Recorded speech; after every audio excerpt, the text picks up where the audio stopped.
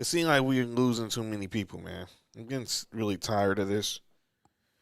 Last week we came on the air with a lot of news. Obviously, a lot of people in sports. We lost Pedro Gomez, Chris Wesseling from NFL.com, obviously, and then Therese Paylor, who was a writer for Yahoo Sports, and then the news yesterday. We lose another person, and we're losing people who are young, around our age, which is scary. Vincent Jackson, Mm.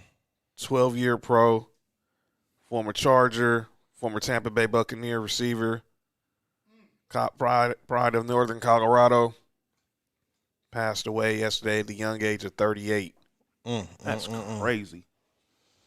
Rest in peace to that man. Prayers with his friends and family. Yeah, and to the people that's going there with, oh, is it because of this and that? Like, come on, man, this dude just passed away, man. Let his family grieve. Don't go straight for the negative off the rip. Get these people. I don't know if he had kids, and I'm pretty sure he did. He was married with kids. Yeah, so he's a dad. He's I don't know if he's married husband. He's most definitely a son. That's somebody's uncle, somebody's best friend. And this is tragic. Any death is tragic, but when you're that young, it's most definitely it makes it worse. Yeah, it makes people in our age group, because we like John said, we all the same age. Well, we the same age, so it just makes you think man. I mean, you never know. Yeah, especially something like that is suddenly, and not like like a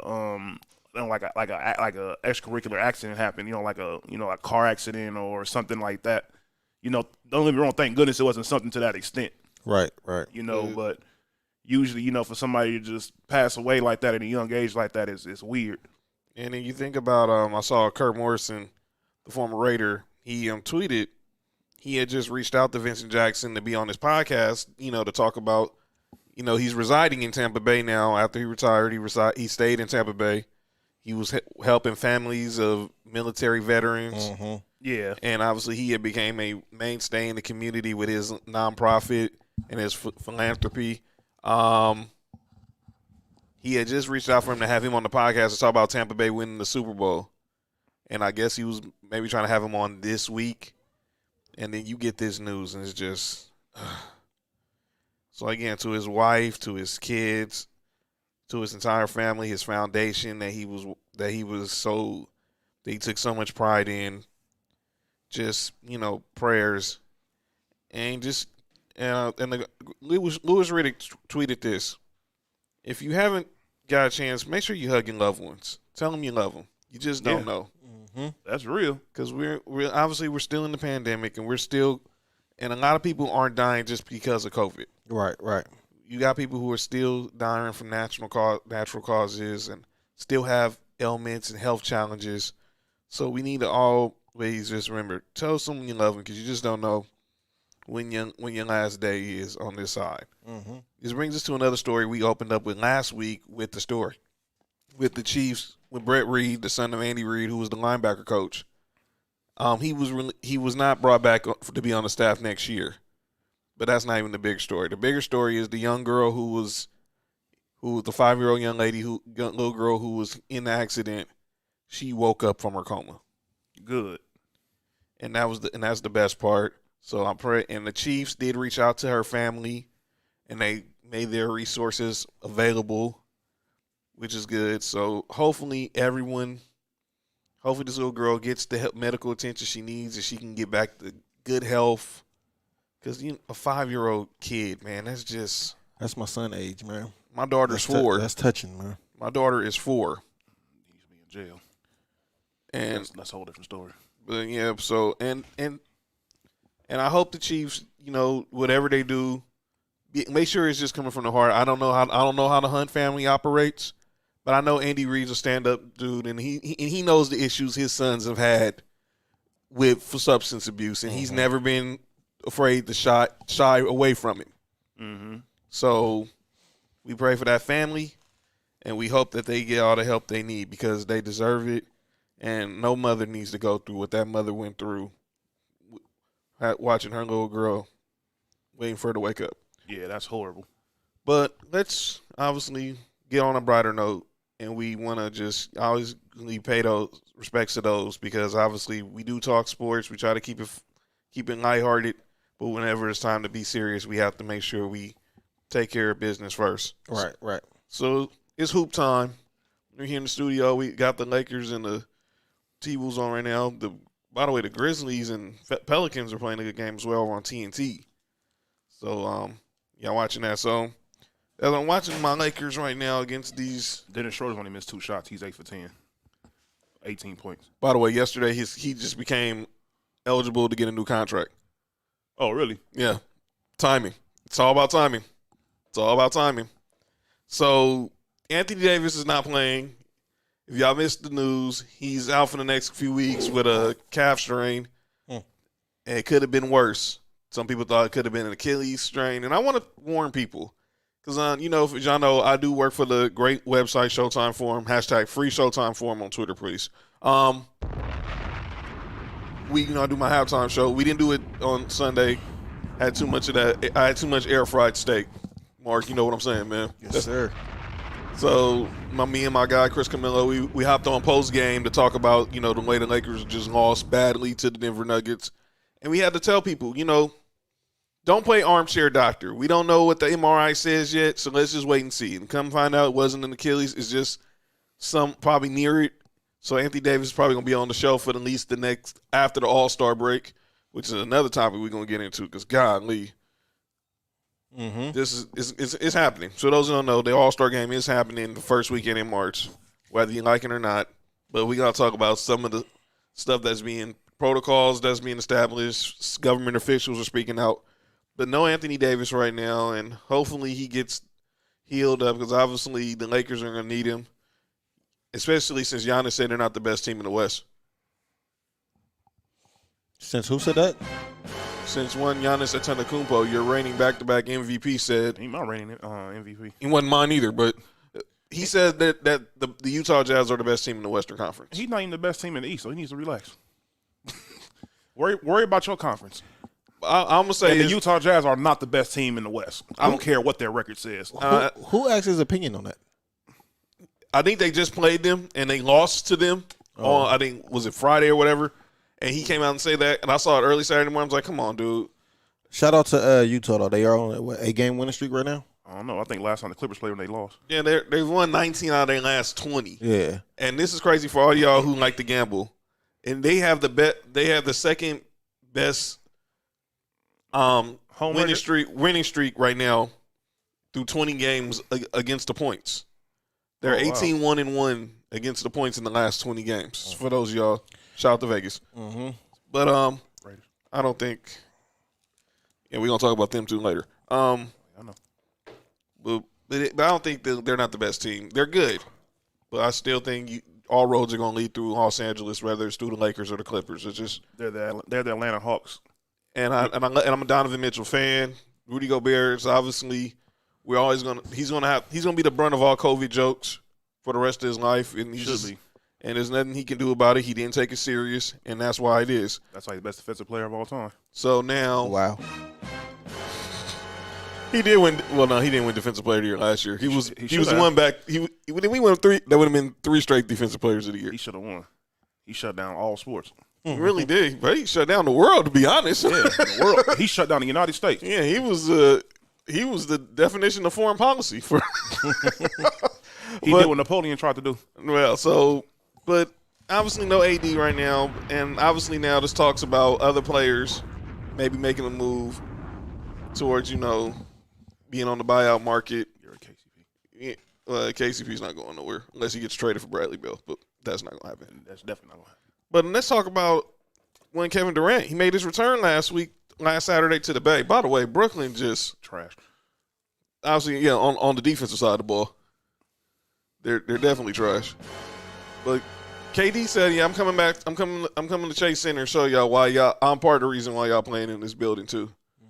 And yeah, he's Kevin Durant. Kevin Durant is real special, man. Yeah, second best player in the league. Yeah, he was good. He had a good. Let's see what's going on with these Grizzlies and these Pelicans. Yeah, Zion got. Let's say Zion. I was gonna say I thought Zion had 20 and 20. I was like, come on, man. But what the heck was that? A bad pass by Dillon Brooks. By the way, Dillon Brooks, don't ever in your life talk smack to LeBron James. Yeah, I don't know what he was thinking. Oregon's known for their football. They're not known for their basketball, buddy. He's a hooper. He's nice. I like Dillon Brooks. Obviously, they barely known for football. Yeah, just I ran into North Carolina during the Final Four. That was the only mistake he made in college. But obviously, he talked some smack to LeBron on Friday, and LeBron said, "Yeah, y'all must have forgot. Y'all gonna respect LeBron James one of these days, people." They respect him when he retires, and they realize how different that game is when he's not playing. Y'all gonna miss the dude when he gone, man. But speaking of Brooklyn, Kyrie Irving, man, made a comment. Oh, Lord. So Kyrie, after, Brooklyn just wiped the floor with the Golden State Warriors on Saturday, he came out and he openly admitted that he told James Harden, "You're the point guard, I'm the off guard." Mm-hmm. Why? I mean, if he would have had the same mentality when he's playing with LeBron, they probably have a couple more championships in Cleveland. Here's my thing with Kyrie. Clown. Kyrie's talented, but he didn't have to say that. James Harden said it. He didn't have to say it because when James Harden said, "I'm coming in, I'm the number two." Mm-hmm. And he didn't have to say it. He just showed it because he's better. So I don't understand what's the purpose of Kyrie making that comment. I just tell you about them guys from Duke, man. I think it seems like he just goes out of his way to take little shots at LeBron or even LeBron or his former teammates in general for no apparent reason. Well, what you expect? He don't know anybody. He went to Duke. You went to the other school in Carolina. By the way, shout out. You have common sense, but you went to Duke. Ain't he from Australia? Australia, Jersey, where? Well, yeah, he claims citizenship in Australia. But he said it. Yeah, he said he told James Harden, "You're the point guard now. I'm the two." Yeah, we'll see how long that lasts. So he told the better player to be better than me. Pretty much. Yeah. Oh, good move, Bi. Well, I mean, just watching they play, you can tell that James Harden's more of a natural point guard. He always has been. Even over there, Arizona, he was. Mm-hmm. Yeah. Arizona State, wherever it was. It was Arizona State. Arizona State. Sun Devils. Yeah, James Harden ain't gonna like you later, but it's all good. Nah. Speaking of people who was not in a good mood, Draymond Green. Uh-oh. B. Get that tweet I sent. Draymond Green is very upset right now with the NBA. Well, mainly he's upset with two teams. If y'all didn't hear yesterday, the Cleveland Cavaliers and the Detroit Pistons said that they have two high-priced all-stars who they're going to put on ice, basically until they can find them a trade partner. In Cleveland, it's Andre Drummond. In Detroit, it's Blake Griffin. Now, Drummond is in the final year of his contract, about $28 million. Where you send it to? I'll take to the podcast line. And Blake Griffin, I think he's owed 2 more years. Yep. This year and next year, right? Uh-huh. Yeah. And obviously, he's now saying he's being iced. By the way, this stat is crazy to me. I brought it up to you guys pre-show. Blake Griffin, who was a former slam dunk champion, a high riser at Oklahoma, Lob City here with the Clippers, dunking over Kias and all that other stuff, has not dunked the ball in 2 years. That one. So Draymond Green post-game last night had a 3-minute press conference, and I want you guys to hear what Draymond had to say about what the Cavaliers and the Pistons are doing to these two former All-Stars. Disrespectful. Sit on the sideline, then go to the back, and then come out in street clothes because the team is going to. I don't know. We're going to get it going. So this is Draymond Green.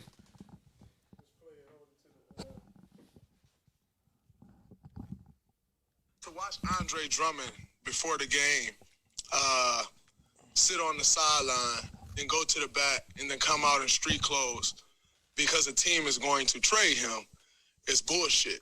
Because when James Harden asked for a trade and essentially dogged it. I don't think there was no surprise or there's no one's going to fight back that James was dogging it his last days in Houston. But he was castrated for wanting to go to a different team, and everybody destroyed that man. And yet a team can come out and say, oh, we want to trade a guy, and then that guy is to go sit. And if he doesn't stay professional, then he's a cancer, and he's not good in someone's locker room, and he's the issue. And we've seen situations of Harrison Barnes getting pulled off the bench. DeMarcus Cousins finding out that he's traded in an interview after the All-Star game. And we continue to let this happen. But I got fined for stating my opinion of what I thought should happen with another player. Devin Booker. But teams can come out and continue to say, oh, we're trading guys, we're not playing you. And yet we're to stay professional. At some point, as players, we need to be treated with the same respect and have the same rights that the team can have. Because as a player, you're the worst person in the world when you want a different situation. But a team can say they're trading you, and that man is to stay in shape. He is to stay professional, and if not, his career is on the line. At some point, this league has to protect the players from embarrassment like that. We talk all of this stuff about you can't do this, you can't say that publicly. If you say that publicly, you're fine. Anthony Davis got fined, I think, $100,000 or something like that for demanding a trade publicly. But you can say Andre Drummond's getting traded publicly, and we're looking to trade him publicly, and he's to stay professional and just deal with it.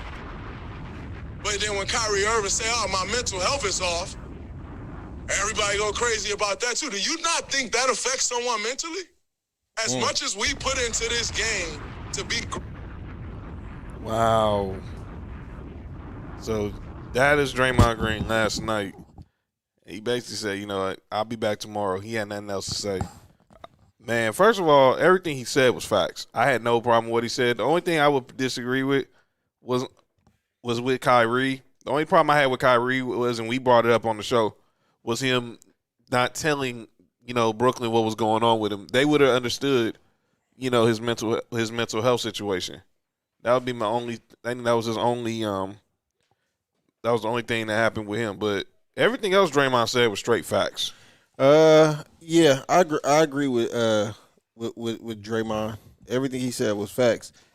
I also feel like on the other end, the teams are the employers and the players are the employees. Right. So at no job that you've ever worked at, the regular employees get treated the same way as never.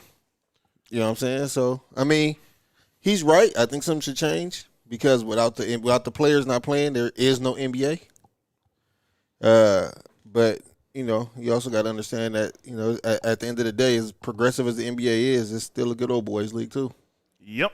And that brought up the whole situation with the All-Star game. The All-Star game is happening March 7th in Atlanta, which has been a hotbed for COVID because they're losing NBA. Let's be real. The NBA is losing money.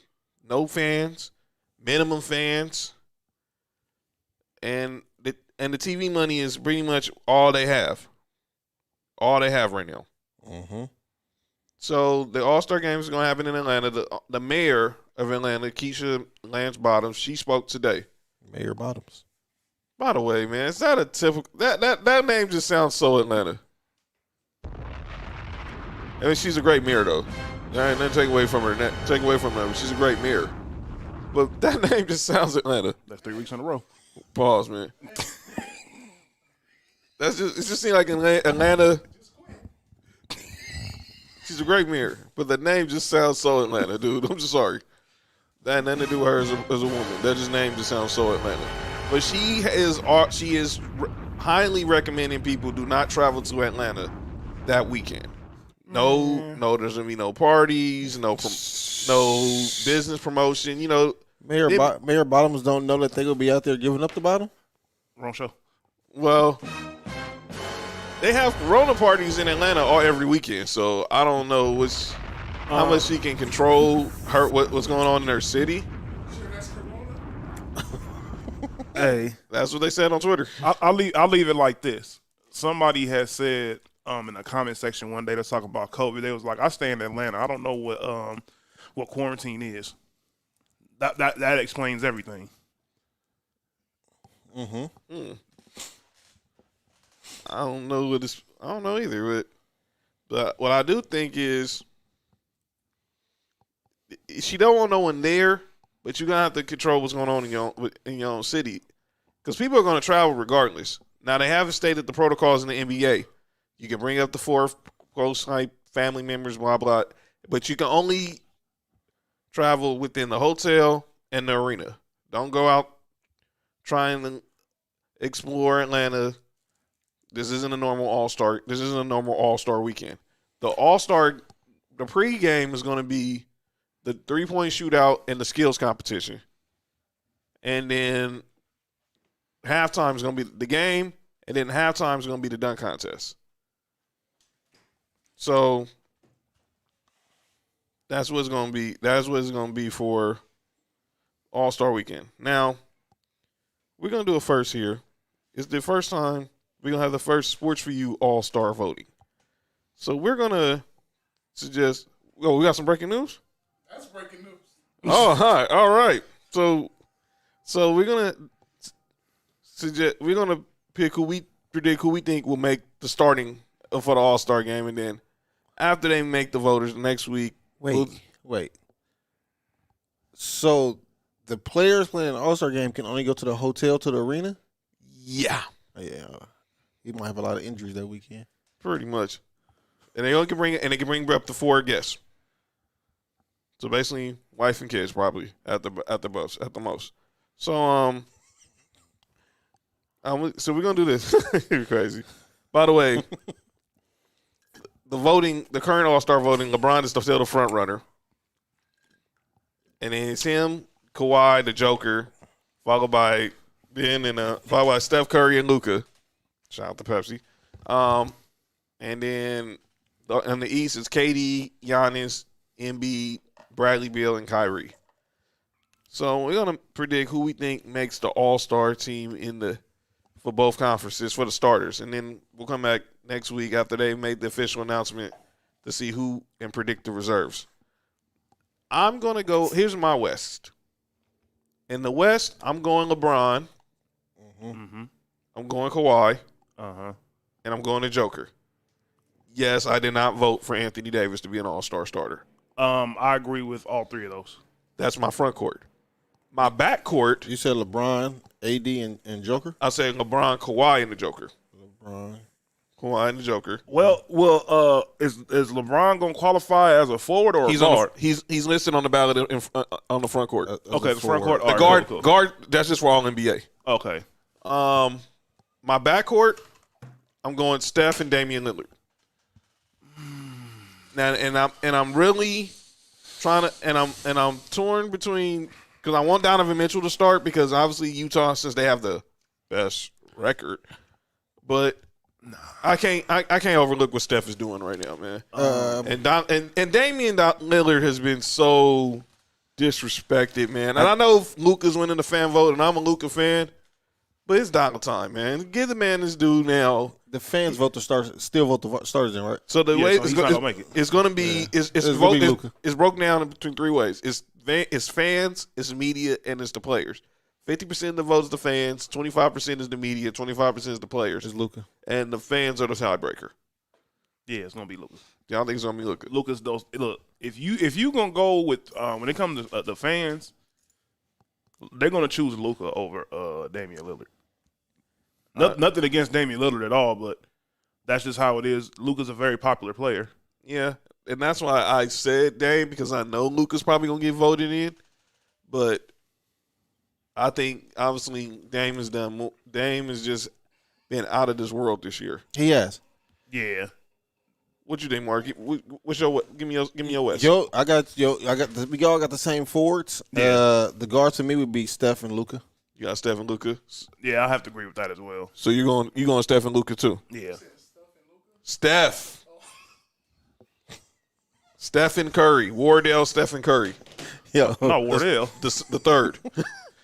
yo, Yo, Nah. what's wrong with that man? I don't know, dude. No. Wait, is that Dolly? Oh, that's that's where Dolly been. So that's why we ain't seen no cat. Dolly over there. Dolly over there in Minnesota. He in Minnesota, man. I didn't know Dolly had a 10-day contract, man. Hey, he gonna hear this too. He gonna like, man, you ain't wrong, man. Talk about too much game. No wonder we haven't seen no Cat versus Dog podcast. Lately. You know what I'm saying? I see what you did there, Ben. Oh, okay. Nice. That was real. That was a nice pun right there, bro. So let's go to the East. I think the East is pretty much front. We all agree on the front court probably. KD, Giannis, Embiid. Yeah. And right now, Jason Tatum is the fourth on the floor. Is the first man out as far as the vote. And then in the guards right now, like I said, it's Bradley Beal and Kyrie on the fan vote. I'm going Bradley Beal because obviously you're the leading scorer in the league. You're not going to miss the All. He should deserve to start. I don't know. He missed it last year. Well, that's because people were stupid. And then Dolly again. did he make a layup? Dolly made a Sure layup. He scored like 5 points. He averaging 10.5 on the season. And That's where Dolly been. no wonder. I should have known. I hit B up. Was like, yo, Dolly cool. I think he said he hooping too. Yeah, There you go. he out there being guarded by Caruso right now. Shout out to Dolly, man. So and then I got Bradley Beal and I got James Harden as my guards in the East. Oh man, that's the guard situation gonna be difficult. It really good is. move, Caruso. And Oh! How was that not a foul? It is. It was. I'm about to say. for the guards, as much as I think Bradley Beal should start. I don't think he would have enough fan votes. Shockingly, he's leading the guards, which is crazy. He is. Yeah. Oh, that's dope. I think it's a sympathy vote, to be honest. It gotta be. Well, I think- or people just mad at James Harden.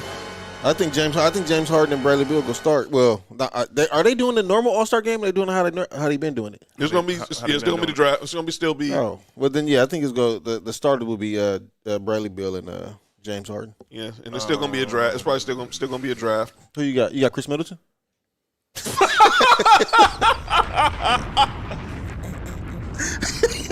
Yo, I forgot what show he was on for a second. I can't even say that no more. Can't even say that dude's name right now. Yeah. Feds is watching. Chris Middleton. Yeah, okay. That was funny. Dolly missed the layup. You should see the way you looked at it. I saw it too, man. If y'all, Chris Middleton. by the way, serious? by the way, voting. If you want to vote today's the last day. Voting ends at 8:59 Pacific time. And if you're smart, don't vote for Chris Middleton. And Hey, can you Votes. write in votes? huh? Can you write in votes? I don't think so. Oh, I about to say everybody should vote for me. They used to back in the day. Remember when the ballots when we were younger, they had the ballots at McDonald's. Oh yeah. That was they used to have the write-in votes. Yeah, that's how Penny made the All-Star game that year he was hurt. Wow. Shout out to Caruso on that one. Well, So for the guards, I think I have James Harden and by the way, if you want some context, Jaylen Brown I think is third in the guard. Is third on the guard I think right now. I think Jaylen Brown is better than Jason Tatum, but that's just me. At what? Man, he's most definitely better than him on defense. Well, that's true. That's where it stops. All right. That's where it ends. Don't do that, Bron. Yeah, don't do that, Bron. Yeah. Ron. Yeah. I think it's James Harden and Trae Young. Yeah, he did start that. He's got a. He's gonna have. He got a what? He got a. Wait, what did he say? I was saying he started last year, but he's gonna have to climb some spots to get back to the top two. Pause. No, it wasn't LL Cool J all over again. Yeah, no, it was. No, LL Cool J. By the way, shout out to LL. He's nominated for the Rock and Roll Hall of Fame. Shout out to Uncle L. Wow. Oh, here we go. Here we go with the Sounders now, man. So those are our guys for the vote. And next week, when the voting is official, we'll come back and announce the starters. Gentlemen, we'll do a game of blind resume. We'll do a game of blind resume. Toss some Hall of Fame. Is this a NBA? Yes. So I have two names, and I want you to tell me if these guys. I'm gonna give you some numbers, and I want you to tell me these guys are Hall of Fame. Best case for the Hall of Fame. All right, player A averaged 21.5 points, 8.8 rebounds, 4.4 assists, shot 49% from the field. Has been a 6-time All-Star and 5-time All-NBA. I know who that is. Player B averaged 20 points, 9.8 rebounds, 20.7 points, 9.8 rebounds, 4.2 assists, shot 48% from the field, 5-time All-Star, 5-time All-NBA.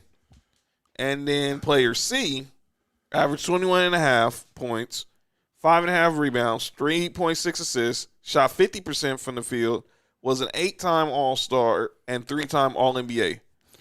The fact that person was an 8-time All-Star most definitely makes their case stronger than everybody else's, regardless of the scoring numbers. Because you said somebody averaged 27. No, all may average 20 or 21. Okay, I thought you said somebody averaged 27. I'm gonna say, hold on, 20.7. Oh, 20.7. Okay. Yeah. You said whoever the 8-time All-Star is, they most definitely should be the front runner out of all of them. But I don't know. What's your name, Mark? the B person had, you said 21-9? Yeah, the B person, player B, 20.7 points, 9.8 rebounds, 4.2 assists, shot 48% from the field, was a 5-time All-Star and 5-time All-NBA.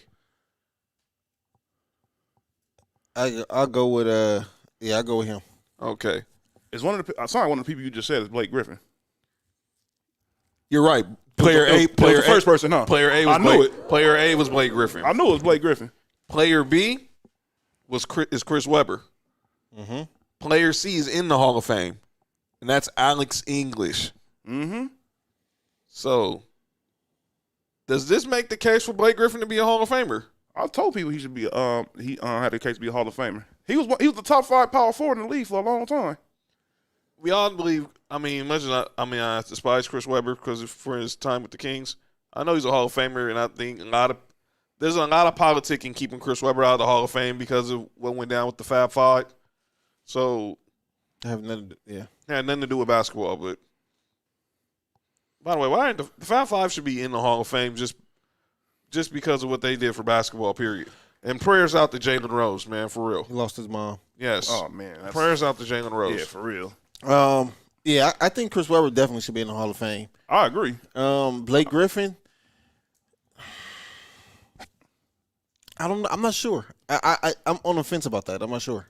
At one point, the only power forward in the league that was better than him was Anthony Davis. And it was like that for a while. Come on, Trez, you gotta make that. Oh yeah, that's what he's doing with the Clippers too. Go ahead. Is that why y'all didn't pay him? Yep. Shout out the clutch.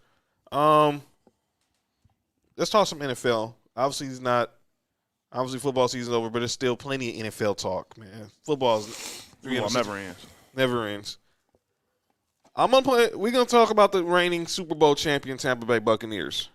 And I'm gonna play a game. We're gonna play another game. It's called Tampa Bay or Not. So I'm gonna give y'all some names of some players on Tampa Bay who are notable free agents. Shout out to Pepsi, who does this halftime show. And you tell me if you're Tampa. Obviously, Tampa Bay will want to re-sign all these guys, but you tell me if you would be willing. Would you re-sign them or let them walk? Okay. Shaq Barrett. If they let Shaq Barrett leave, they are the dumbest franchise in up in football, because that you can't. There's two things that's hard to get, and that's good quarterback play and good pass rush. And you most definitely have a great pass rusher up over there.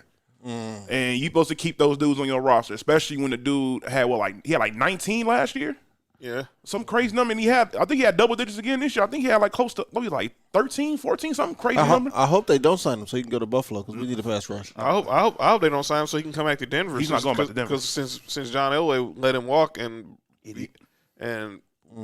Bradley Chubb got hurt and Von Miller got hurt, and Von Miller's probably not going to be back next year, so I digress.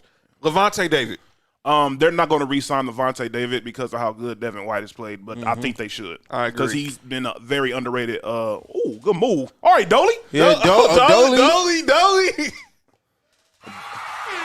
But Levante David, he's most definitely a very underrated player, and if for people who play Madden, they know how good of a player Levante David is. Dolly to change his name to Jordan, huh? I guess so. Okay.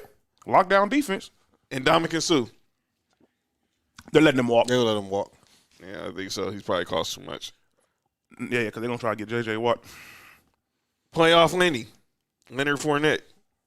I don't think they re-sign him off the simple fact of they can find somebody else. They can give them similar production, and Ronald Jones already was their leading rusher anyways. Yeah, I don't think they're gonna re-sign him because I think he gonna demand a lot after. He should. He's still young. Yeah. I think he's not even 25, or I think he barely just turned 25 or something like that. I mean, he looked 30, but still. I mean, he looked 30 at LSU. He looked 30 when he was 15. He really did. I'm surprised to go to Alabama. I guess he just wanted to stay home. I guess so. You know, since they signed old players, but go ahead. Probably the bag was bigger than LSU. Chris Godwin.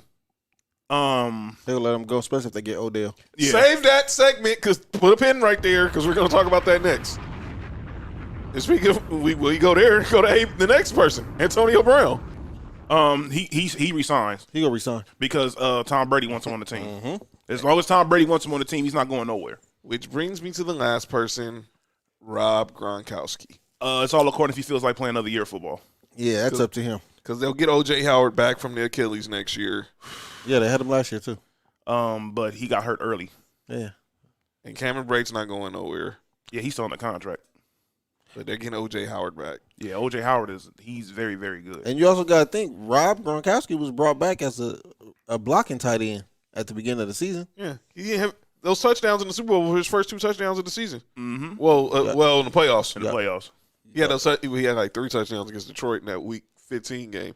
Because Detroit is garbage. We'll go ahead. Speaking of Odell, Jeff Darlington from ESPN had a story last week on Get Up how possibly the Bucs might pursue Odell Beckham in the offseason. Now, Odell has a $14 million contract, but I think 12 and a half of that is guaranteed. Obviously, it seems like the Cleveland Browns play better when he's not on the field. I hate that. And which really just that's a false narrative. It really is. It really is. Because that's more on Baker Mayfield than it is on Odell. And especially if you watch multiple Browns games, let's just be honest. Who did that? I watched a few of them. They was on TV. Yeah, the playoffs and Thursday Night Football. Yeah. That's how I watch the Browns. Yeah. And a Monday night game. And one Monday night Well, game. I got NFL tickets, so you know how that goes. Same here. But I watched a few of their games every once in a while, going back and forth with games. And one thing I noticed is that it was just one of the things like early on, the passing game really wasn't clicking well. It wasn't clicking well at all. Even after he got hurt for those first few weeks, it still wasn't clicking well. It just got on out of nowhere. Baker Mayfield finally realized, like, dude, you got a perfect opportunity over here. Stop playing around. Right. And it seemed like when he took his job more serious and, he got better passing the football, the team got better. They already had a great running game and a great offensive line. I think unfortunately, that's just the way Time out. Uh-huh. I need to call out someone who's in it. Uh-oh. So they didn't want to put this in the comment because they didn't want me to see it. Uh-oh. Shout out to Sophie's mom who's watching. She's an Odell Beckham fan girl. Oh. But I guess she's probably not gonna like him if he wants to team up with Brady because she despises the Tampa Bay. Go ahead, Mark. I forgot what I was saying. You was talking about OBJ. Basically talking about OBJ. If the Browns obviously it's a false narrative with the Browns. I think it was just bad timing. I think everybody in Cleveland started to play well. I think even if Odell was still there, right, they would have the same thing would have happened. I think that is just when Odell got hurt. Because you look at a couple of games after that, they still was looking like the same. Yo, Dolly just made a 3. Dolly is balling. Yo, Dolly made a 3, man. Hey, wait. I have to send him a picture. Yeah. His name is Jordan McLaughlin. No, I got to send him a picture right here. Like, I have to skip back or something. Yeah. Well, he probably going to score again. He's scoring on the Lakers. Look. Perfect, right there. Go back, dog. Nah, that's it. That's it. You already got it? Okay. All right. Yeah. Yeah, I think it was just the perfect timing. Excuse me. Everybody in Cleveland started playing better. Their defense started playing better. Right. Yeah. I don't know if they was scoring more points on the average. I think they were still averaging about the same. I think just the team started playing better. I don't think it's an indication of Odell not being there. I 100% agree. It was a new system too. You got to think about that as well. It's a brand new system. Sometimes these new systems don't catch on at the very beginning. Sometimes it takes like about 6 or 7 games. Yeah. For everything to go the way it's supposed to be. I mean, installing a new system. And they're a run-first offense. Let's just be real. I mean, even when Odell was in New York, when they got Saquon, he adjusted then. So you mean tell me he can adjust to Stefanski's offense? That's garbage. If Cleveland feel that way, they should just let him walk. They're not going to do that. Or trade. Go get a second for him. Send him to Tampa Bay. I hate to see that. I really would too. Send him to Tampa Bay.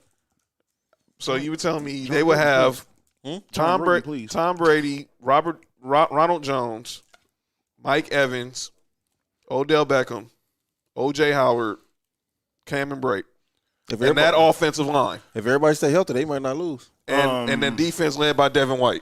I'm gonna tell you something. In Madden before, when I did franchise, I had Odell and Mike Evans on one team.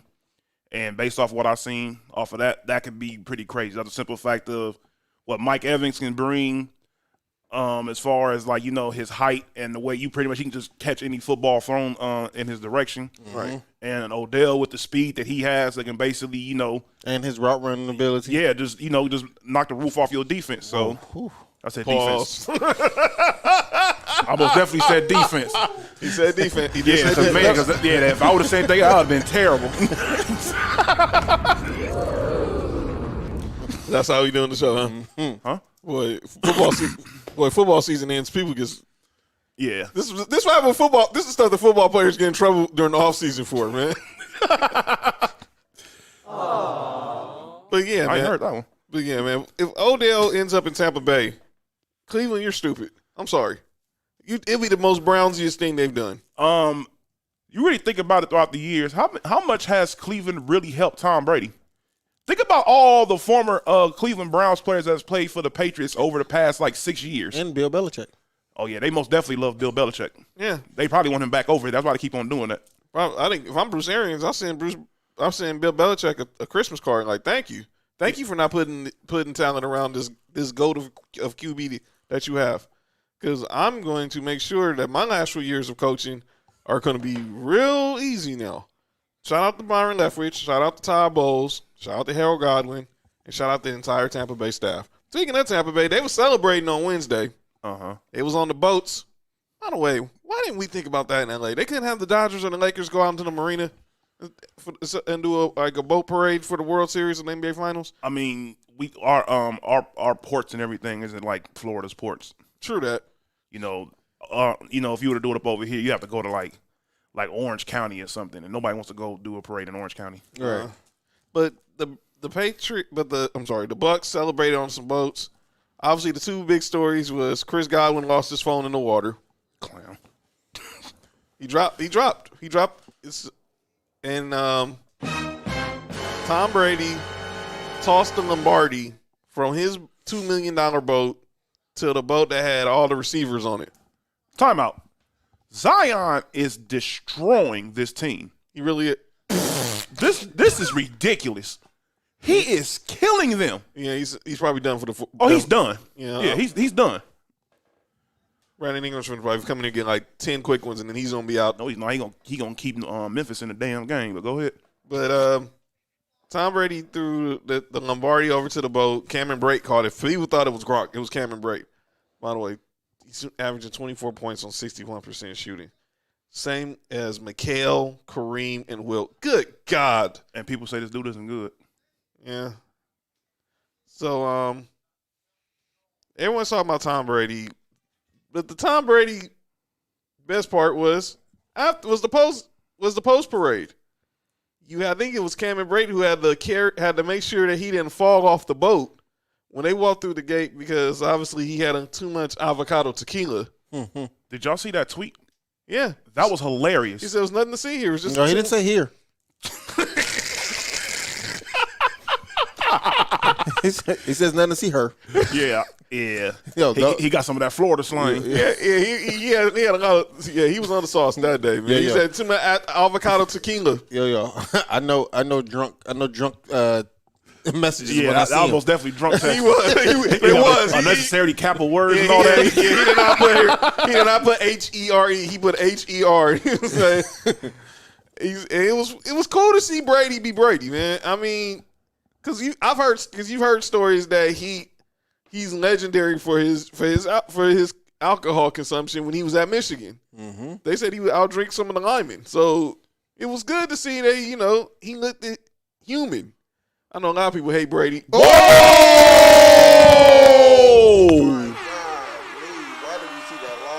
Whoa! Whoa! Come on, Ja. Hey. Hey, that was ridiculous. Man, if we ever do the Sports For You watch party, this just happened. Oh my goodness. JJ Redick made a business decision. Yeah. That was insane. That dude is sick, man. Where is Ja? As Dave Chappelle said. Yeah. By the way, they put Chappelle's show back on Netflix. Yeah. There you go. Man, but golly, what was that? Yeah, they paid that man. About time. Yeah, John Morant's going to get paid. If he have another one of those dunks, he'll forget waiting until the end of the rookie contract. Give him his money now. I would too. I would. Good God, Make sure he'll get up out of there. My God, that was crazy.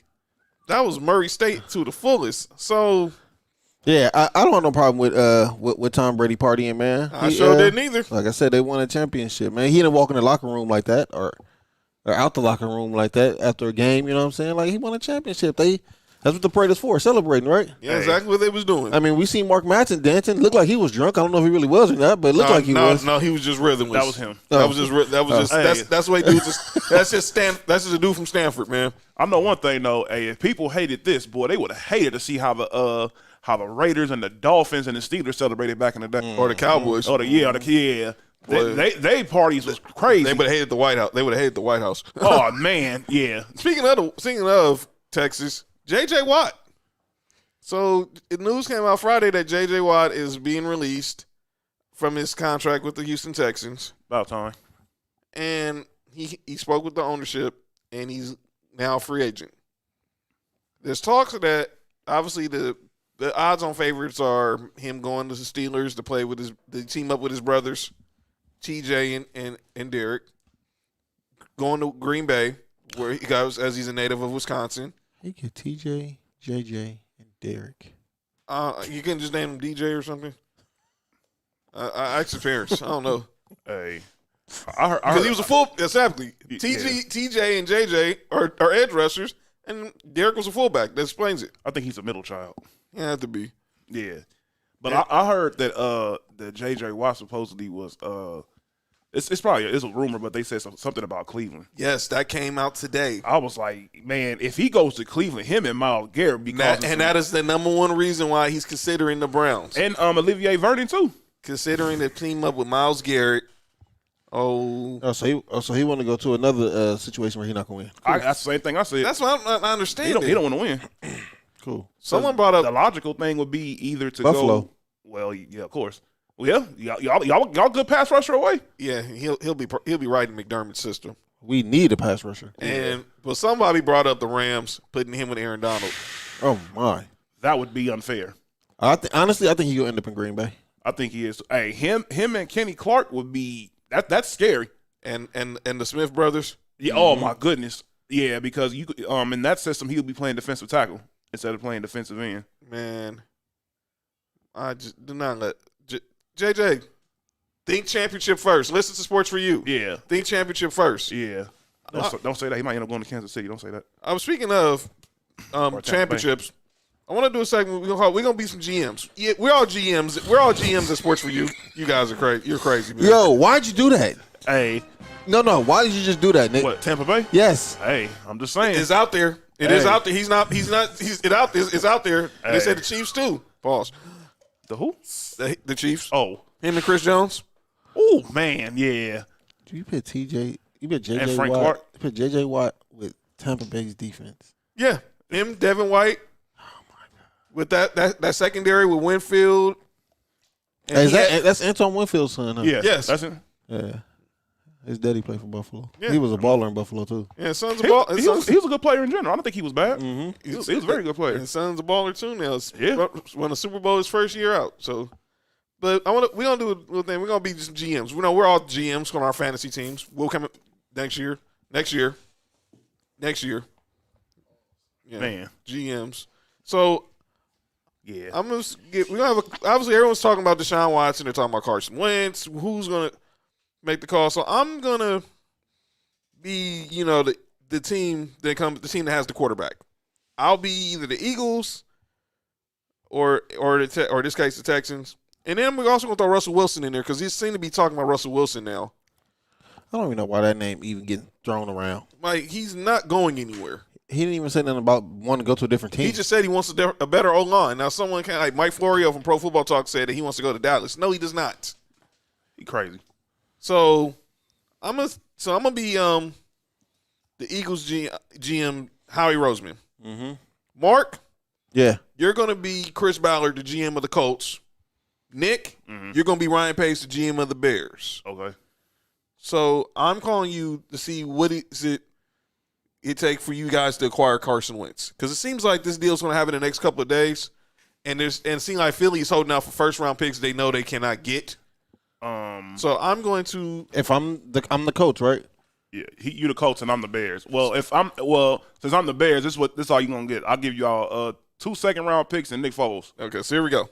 I'm calling the Bears right now. Ryan Pace, Yes, sir. Howie Roseman. What's going on? I know you guys are we talked last week. I know you guys are interested in Carson, man. So what? So look, man, we have Jalen Hurts. Mm-hmm. We want to get rid of this guy. Talk to me. What do you want to offer? What is it gonna take for us to give y'all this quarterback? You can give me we can give y'all 2 second-rounders, and you can get Nick Foles. How about you throw in another player? How about a Tariq Cohen or a Anthony Miller? No, that's all you're gonna get right there. Tariq Cohen is very pivotal for our offense. He does a lot, and especially if we get us a good quarterback up over there, he can most definitely be utilized well in our offense. All right. And our coach loves him. All right, I'll give you a call back, brother. Mm-hmm. Calling the Colts. Chris Ballard, Yerp. Howie Roseman, Eagles. What's up, G? How's Frank? Pause. Reich. Yo, Frank Reich. Right. How's Coach Frank Reich? Yeah, he's all right. He's good.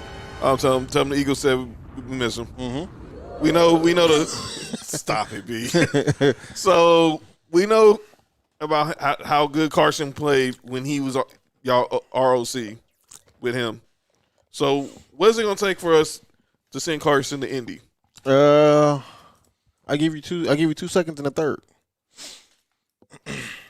No first. Hold on real quick. Ryan, how about can I get? I need a 1, man. Come on, I need a 1.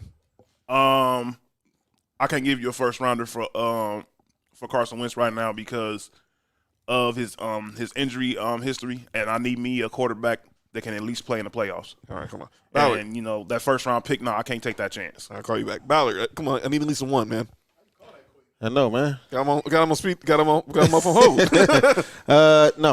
No. And the longer you wait, one of them second rounds is gonna come off the table. So now you got to make a decision. Okay, I think when it's all said and done, Carson Wentz is going to be a Chicago Bear. I think he's going to the Colts. He should go to the Colts. It makes more sense, but unlike the next guy we're going to discuss, he doesn't have a no trade clause. This dude is special. Who, Anthony Edwards? Yeah. Have you heard him talk? Yeah, he signed 21 Savage. Yeah. He really does. That's how them dudes from Atlanta sound. Wrong show. 21. All right, so now I'm the new general manager of the Houston Texans, Nick Caserio, and I'm going to make the call about Deshaun Watson. Okay. Hey, can I be the Texans GM? Matter of fact, yeah, you be the Texas GM.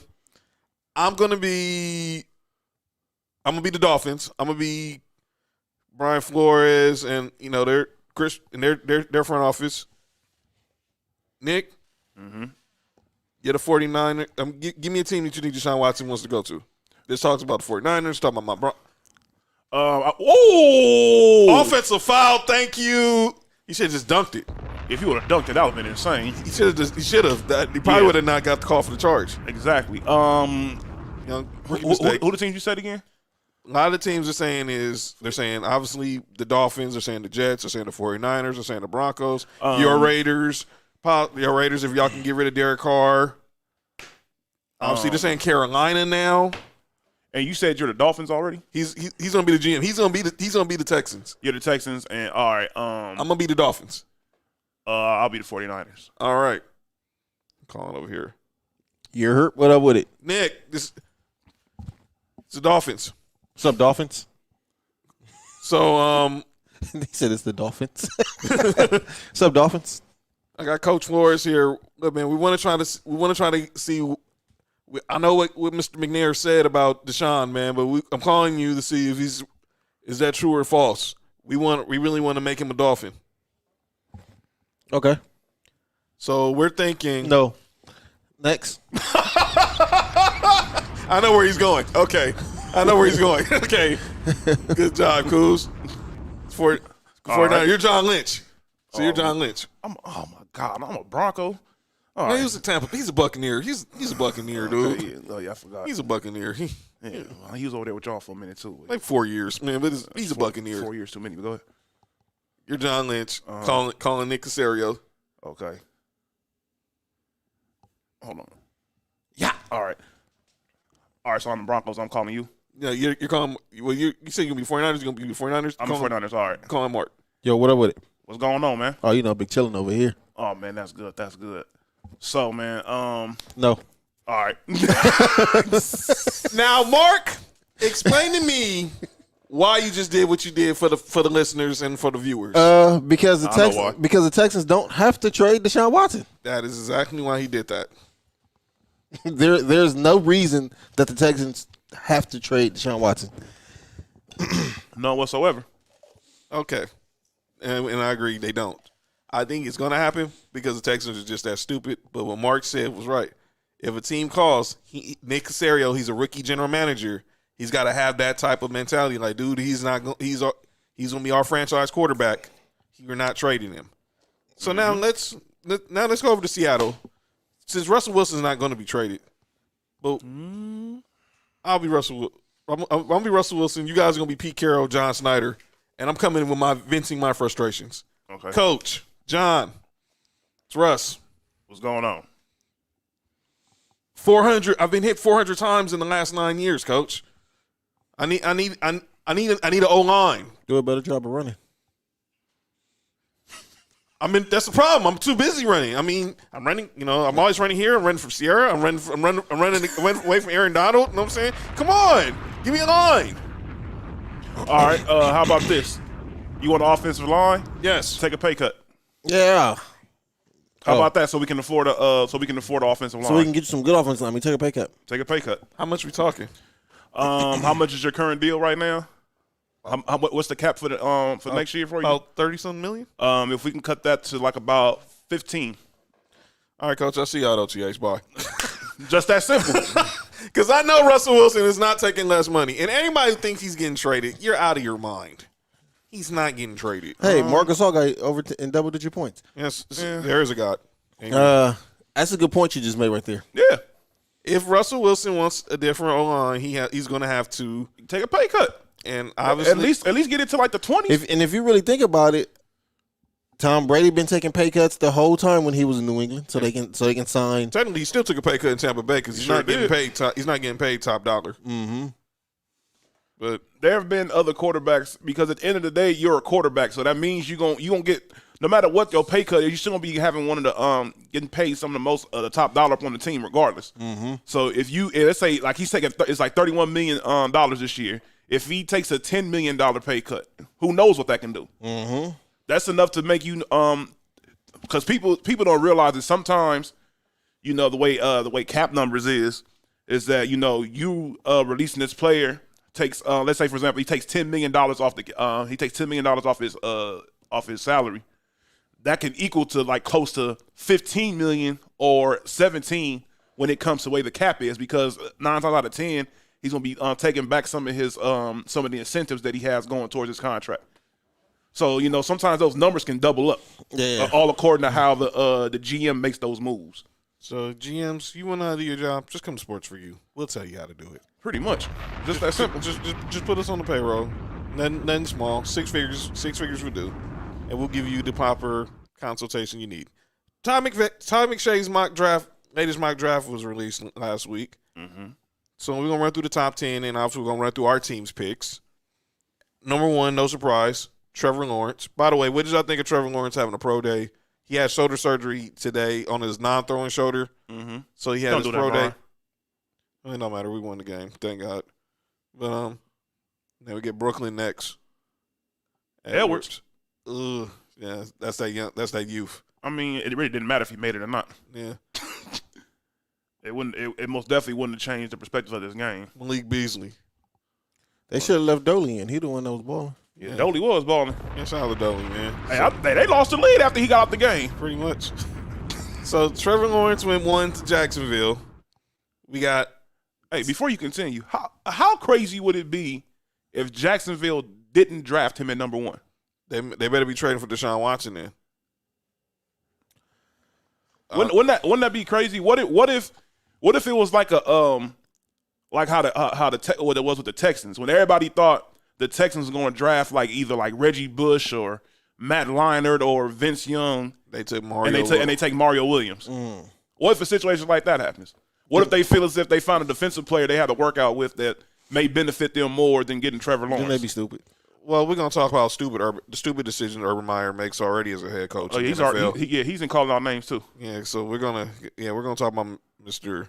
Urban. Clown. Yeah, but number 2, the Jets have, and this keeps coming up. This keeps coming up with the Jets. Zach Wilson, the QB from BYU. I'm gonna be honest with you. If they're gonna, I don't see how having Zach Wilson would makes your team that much better than already having than having Sam Darnold. Because I don't either. Honestly, That's what I'm saying. Because if you trade Sam Darnold, you probably can get picks. I mean, at this point, more picks. But you got to think about it too. They've done a very, very bad job of building that team around him. I mean, he had a consistent receiver, and they let him go with Robbie Anderson. Right. Mm-hmm. They should have never let him go. He was over there balling in Carolina this past year. Yeah. I think he was top 10 in receiving yards last year. Mm-hmm, probably so. Yeah. So what in the world is Shaq doing? I don't know. We got a trade. We got a mock trade. Oh, I'm about to say, hold on. I'm about to say right now in the NBA. Hey, for real. So McShay in his mock draft, he made a mock trade. He traded the Dolphins are the number 3 pick from Houston. So Zion, most 30 points on 75% field goal shooting before the age of 21. He has the most. He has 5. Shaq has 3. KG had 2. Wow. We'll see if he makes All-Star team next week. Shaq will start hating on him. But go ahead. He has the Panthers trading up to number 3 He got hate in his face already. and taking Trey Lance, the quarterback from North Dakota State. What? At number 4, he has the Falcons taking Justin Fields. This is the problem I'm not understanding. He from Georgia too, huh? Yeah, why is Justin? So what? It's 4 quarterbacks. 4 quarterbacks. The first 4 picks are quarterbacks. When the last time something even remotely close to that was? Probably 83. Probably what, 83? No, let me see. Well, let me think. 2018, you had Baker 1. You had Darnold 3. You had Josh Allen 7. So that's 3 quarterbacks And in the you top had 10. Rosen went 10. You have 4 quarterbacks in the top 10. But not 4 like back. 4 like in a row? I don't Yeah. think this has ever happened. Like you get 1 and 2. You get 2, obviously. Like Goff wins, Jameis, Mariota, Peyton, Ryan Leaf, Tim Couch, Donovan McNabb. That 2 of those are like super reaches at quarterback too. I don't think Trey Lance is that. I mean, I think they could wait for him. At number 5, you got the Bengals taking Penei Sewell. I seen something where they said they will somebody else's mock draft where they get somebody else. I'm like, man, if they don't draft this dude from Oregon, they'd be stupid. Number 6, the Eagles taking Jamar Chase, the receiver from LSU. They need receivers. They need receivers bad. Number 7, he has the Lions taking Devontae Smith. That's not bad. That's not bad. So the Dolphins trade down to 8 where Carolina was, and they take Jalen Waddle. Jalen Waddle. The wide receiver from Alabama, the one that got injured. Yeah. Okay. He's good too. Yeah, he is. He has my Broncos at number 9, taking Patrick Surtain the second. Yeah, baller. And then number 10, he has the Cowboys taking Caleb Farley from Virginia Tech. Has another trade in here. He has the Bears trading up with the 49ers, move up to 12, and taking Mac Jones.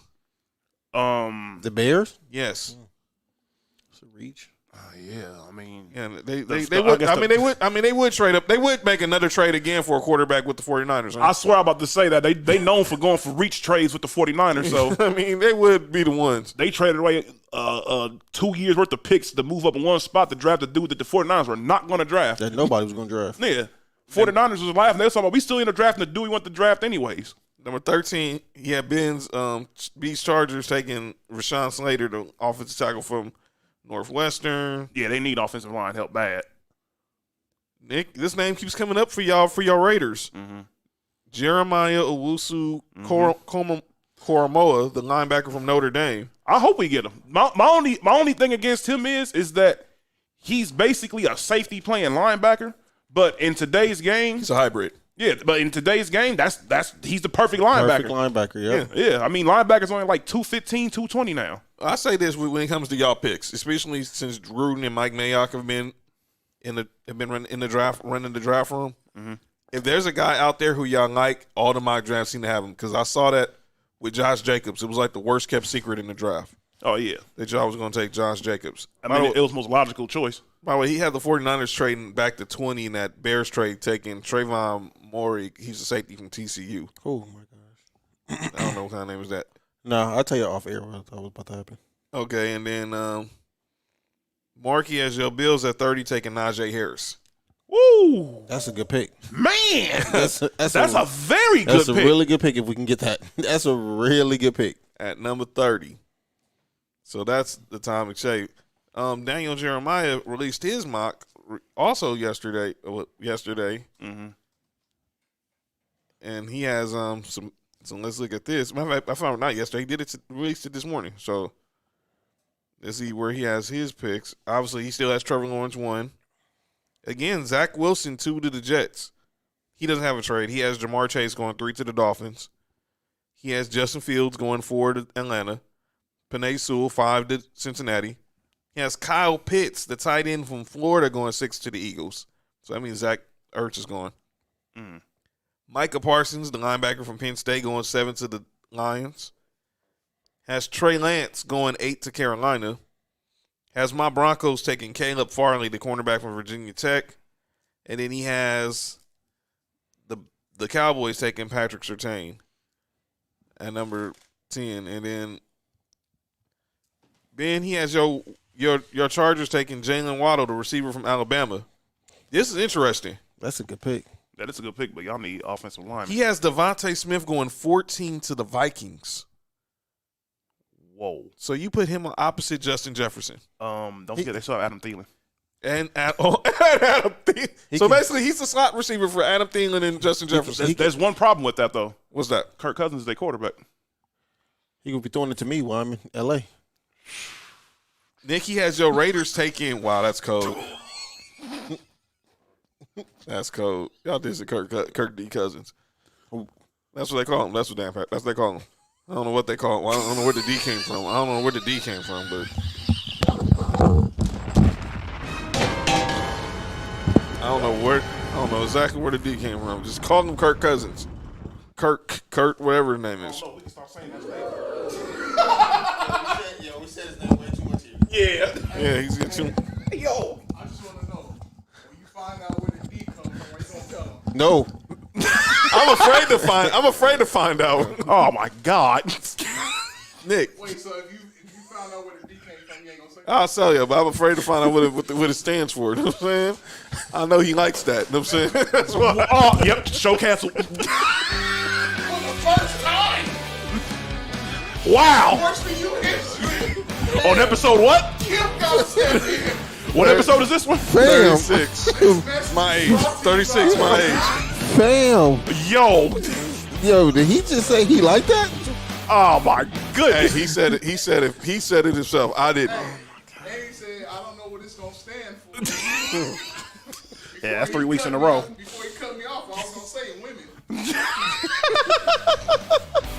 Show canceled. Wow.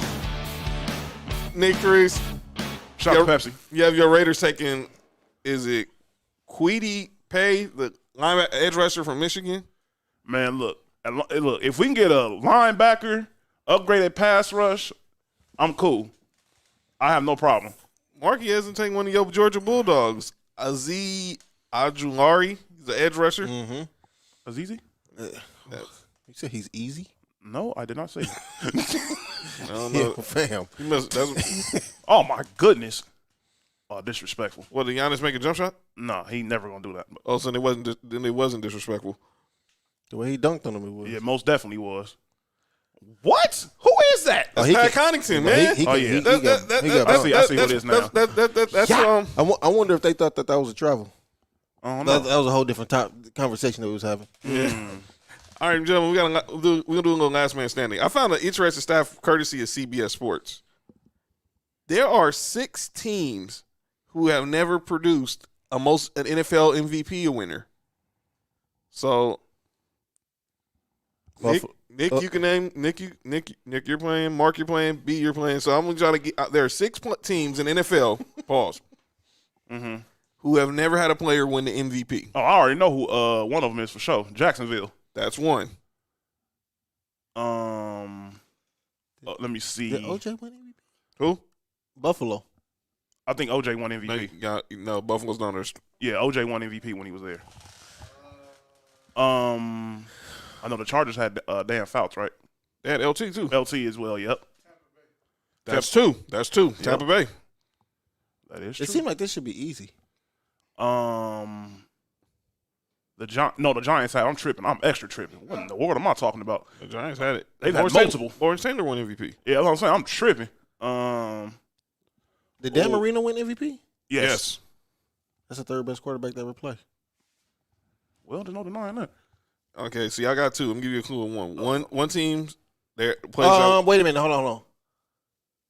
You said Jags, Cardinals. That's 3. So we said. So we got the. So you got the Jaguars, you got the Buccaneers, you got the Cardinals. There's 3 more on this list. Let me see some teams that haven't been good for a while. Well, the Browns have produced the MVP. Yeah. They had Jim Brown. So So that's Jim Brown. So who else? Bengals. No, they had Boomer I was about to say Esiason. Boomer. They had Boomer Esiason.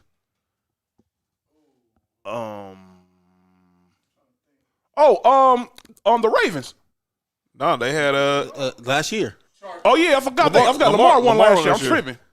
No, y'all had LT. Y'all had LT. I know Seattle. They had Sean Alexander. Yeah, so that's not them. One of these teams is obvious because they're always garbage. The Jets. That's number 4. Oh, yeah. Stop it, man. We had 2 MVPs. Stop. Well, we actually had 3 because Elway, TD, and Peyton. Yeah, you're wrong on that one. So that's 4. So there's 2 more, and they're both in the South. The Texans. Tennessee. That's 5. There's 1 more. Not Tennessee. Tennessee has produced the MVP. Yeah, they had What you call it? McNair. Steve McNair, rest in peace. Yeah, McNair won. Steve McNair, rest in peace. There's 1 more team. A team in the South. Bingo, there it is. The who? Oh, yeah, the Saints. Saints. Oh, That's yeah, right. Drew Brees never won MVP. I forgot. That's right. The Cardinals, the Jaguars, the Jets, the Buccaneers, the Saints, and the Texans have never had an MVP winner in their franchise history. Drew Brees never won MVP in his whole career. No. That's insane to think. Yeah. So that was Little Last Man Standing. I found that stat very interesting. That's bad. Even Detroit has given the MVP before. Yeah, because they had Barry Sanders. That is Hey, Detroit sad. made 2 people retire. Yeah. Yeah, they're both first ballot Hall of Famers. Go figure. Detroit is cursed. I think the Texans will do the same thing with Deshaun Watson. Well, I know some people might need to retire after this next segment. Uh-oh. Because obviously it's time You got to call out where people say stupid stuff, do stupid stuff, and they just need to just hang it up. The segment that is often imitated, never duplicated. I know the Twitter, the music police is hating right now, but it's always time for calling out names, no matter what. And I'm gonna pick up where we left off when we were talking about the Tampa Bay Buccaneers celebration. Y'all know a young lady by the name of Lorraine Groves? What say, Lorraine Bobby? No. Oh, that's the daughter of the people who make the whatchamacallits, right? Yes. Yeah. She is asking for an apology for Tom Brady for him tossing the Lombardi from his boat to his receiver's boat. Wait, who is she? She's the daughter of the man who makes the trophy, who designed the very first Vince Lombardi trophy. So why is she asking for apology? Because she said it was disrespectful to the trophy. Man, I thought it said it was Vince Lombardi daughter. Yeah, no, it was not Vince Lombardi's daughter. I heard it was Vince Lombardi daughter. I mean, No. she need to go sit down. No, Even if it was Vince Lombardi daughter, sit your ass down too. No, it wasn't Vince Lombardi's daughter. It's whoever the guy who created the Lombardi trophy. They named the trophy after Vince Lombardi, but no, it was not Vince Lombardi's daughter. Knock it off. Yeah, so it's, I'm sorry, y'all. yeah, Do it right. I mean, this is gonna be the last one. yeah. Figure something out before. We'll figure something out. So now, obviously, the next one, because I'm gonna hold the next one because obviously we all gonna talk about the next one. I don't like calling out former Lakers, but I gotta call my man Michael Thompson. I love Michael Thompson. He be saying some wild stuff. Off the chain. I love Michael Thompson, man, and that's what makes him him. But we had this discussion last week about the whole Tom Brady, Robert Horry thing, right? And he says that Robert Horry should be in the Hall of Fame. What Hall of Fame? Alabama? Well, maybe he's already there, but I'm thinking he was talking about. Got 7? Yes. I mean, No. No. No. No. No. Should Derek Fisher be in the Hall of Fame? No. There's people saying that Derek Fisher, the number should be retired. Why? Exactly. The Lakers do not retire your number unless you're in the Hall of Fame. No, the Or Lakers going to the Hall of Fame. They don't retire a number unless you're like one of the best players ever. That is their policy, though. They have a lot of them. They do not retire your number unless you are inducted in the Hall of Fame, or in the case of Kobe and Shaq, who were going to be Hall of Famers eventually. Yeah, everybody knew they that. got their jerseys retired. Same thing with James Worthy. Same thing with Magic. No. Yeah. I love Big Shot. I love Robert Horry. He's not a Hall of Famer. There's and no I'm reason I'm why. so sick of people saying they'd rather have Robert Horry's career over Charles Barkley's. No, you would not. Wait. Let me tell you something. First and foremost, that's two different tiers. I'd rather be known as one of the best players to ever do what I did than to be known as one of the best role players on championship teams. Because all that means, because what you did to help those championships, don't get me wrong, you weren't just one of those dudes just riding the bench when you was on these teams, but you most definitely weren't the driving force for any of those teams. Yeah. You weren't the reason why those teams won. One of them championships, maybe, because he hit that shot when they should have lost to Sacramento. Oh yeah, that's a whole different story though, for a different day. By But the way, yeah, by the way, we're finna see the Brooklyn Rockets right now because there's no KD and no Kyrie. It's only Harden. They're finna be the Brooklyn Rockets. they're still gonna win. But John Dragon said, "Easy work." Hey, is oh my bad. Go ahead. We ain't calling no names. But yeah, my next, that's why I had to call him. I love MT, but I totally disagree. I gotta call out Dana White. What Dana do? So y'all heard the story about the actress Gina Carano who was on The Mandalorian. She was fired because she made some anti-Semitic tweets. Mm-hmm. She's real conservative and anti-masker, all that other stuff. Mm-hmm. Dana White was asked about her because she used to be a UFC fighter. So he was asked about her before the UFC 258 press conference on Friday. Mm-hmm. So Dana White went out of his way to diss Ariel Helwani. Y'all who know who Ariel Helwani is, he's like the Schefter of MMA. He's like the best reporter when it comes to covering that sport. Mm-hmm. And he went out his way to call the dude a douche. And I thought, what did he do to you? He was just doing his job. Mm-hmm. So my problem with Dana White, chill. Let that man do his job. This is why actually if you talk to Ariel Helwani, he's probably the most passionate reporter about the UFC or MMA that you will meet. And that's why ESPN has him on, has hired him. He's that good at what at his analysis and just covering the sport in general. Mm-hmm. Is he like the Max Kellerman for them? Because Max Kellerman is very good at boxing. That's exactly what he is. Yeah. He's Kellerman. He's like Kellerman, but he's more like us. He's just a normal dude. Yeah. You wouldn't see him. You see him. He'll put on a suit jacket and be professional, but he's just like one of the fellas. But he's really good. His analysis about the stuff is very knowledgeable, and he doesn't sugarcoat anything. So I thought Dana White was foul for that. So now I'm assuming all three of us had Urban Meyer on the list, right? Yeah, you can go ahead. You can go ahead and just cut the beat. Yeah, because we got to discuss this. That's all. I was the only person I had on calling out names, I think. Did you have anyone else besides Urban Meyer? Oh, yeah, I do. Yeah. Well, let's do that because we're going to end with Urban Meyer. I'm calling out James Harden. Oh boy, James Harden. You're pretty much your statement saying that now that you're in Brooklyn, you don't have to be averaging 40 points per game in order for your team to win, and talking about how exhausting that was or whatever and all that old crazy stuff. Dude, you pretty much did this on your own. I mean, you had 4 other people on the court. You can just pass the ball to them. You don't have to score 40 points per night in order to win games. There's other people in the league who won more games than you have, not averaging that many points. Yeah, and you have players on your team that can actually hoop. You had a Chris Paul. That first year when Chris Paul was there was outside of when you was in OKC was your closest chance to winning the championship. Mm-hmm. And when he got hurt, you pretty much fumbled. Just that simple. You had the opportunity to go ahead and do your thing, and you. What the heck is Kyrie walking with? Was Kyrie in the gray? No, Kyrie was the one walking the stick with a stick. Walking with the Moses stick. Yeah. Pause. Whoa. Go ahead. Keep going. This is gonna be a crazy show. Listen to this again. Yeah, okay. But it is. Okay.